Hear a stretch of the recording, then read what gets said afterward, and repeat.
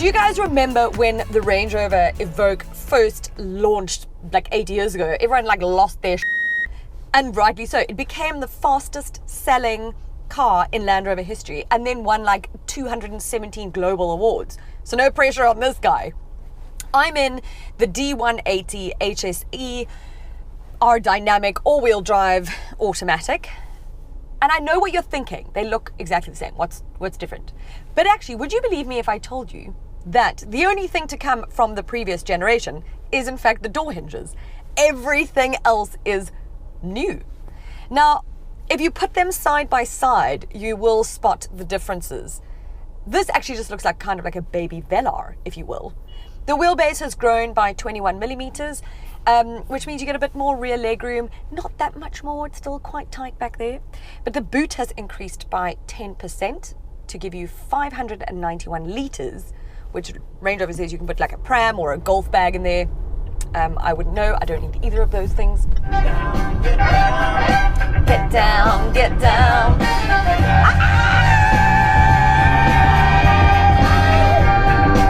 Speaking of the Velar, the interior is, you'll recognize it from there. It's probably one of my favorites. It looks smashing. It is beautiful. And like I said, I love the look of it. From a user point of view, however, it's probably not my best because I do just like traditional buttons. Things like the wind, like an air conditioning, the fan, the fan. The wind operator.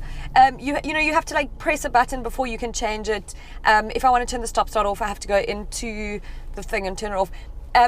So it can make things just a little bit more smartphone-ish for me, which is quite distracting.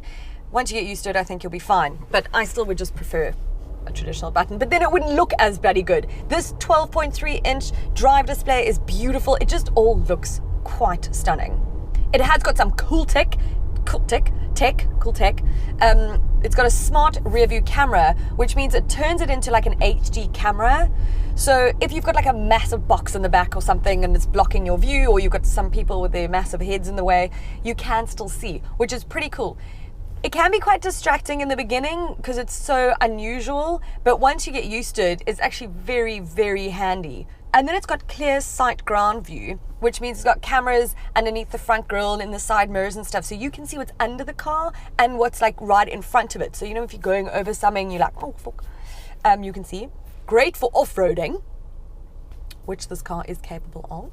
There's one thing that I find quite old-fashioned, which I never picked up on the launch, is the steering wheel controls remind me of those after-sales things we used to get back in the day, I think for like a Parrot, I can't remember what it was called, it was a Bluetooth thing. They're very handy and easy to use, but they just remind me of that, so it feels like a bit outdated, but that's just probably because of my brain. What I have associated that with. Other people might find it quite mod.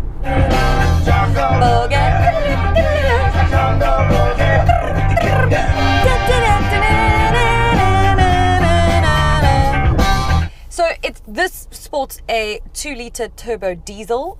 You get 132 kilowatts of power and 420 newton meters of torque.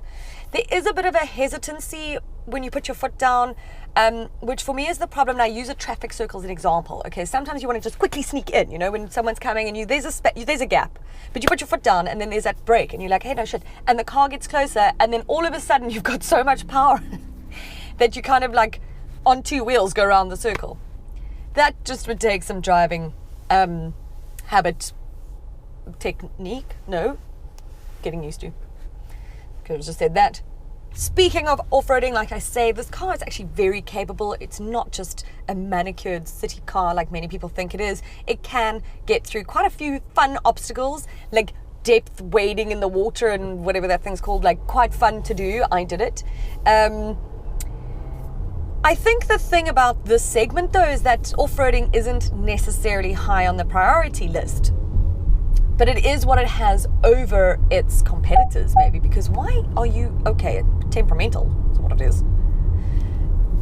But I think why people are going to buy this car is more likely because of its design, because it is rather expensive, okay? You're looking at 920,000 Rand for this model. You can get an Evoque for just over 730,000 Rand.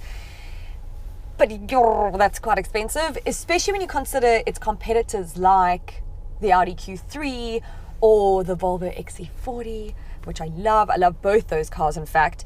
They offer a sort of a very all-round package for a lot less. But okay, if you want to go off-roading and if you love the design, then fine. Put this on your wish list. It might just stay there, though. It might just only be a wish.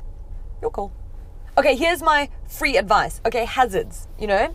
The hazard lights or whatever. I call them the warm fuzzy operators because it makes you feel warm and fuzzy when someone drives past you and says thank you.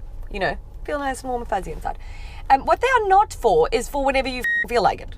Okay, it's not just like people who stop in the middle of the road like here and you just put it on because you got to check a text or whatever. No, I think you've broken down. So that's the only reason you must be using them is like, you know, an emergency situation and like utilize them properly. Not just like willy-nilly.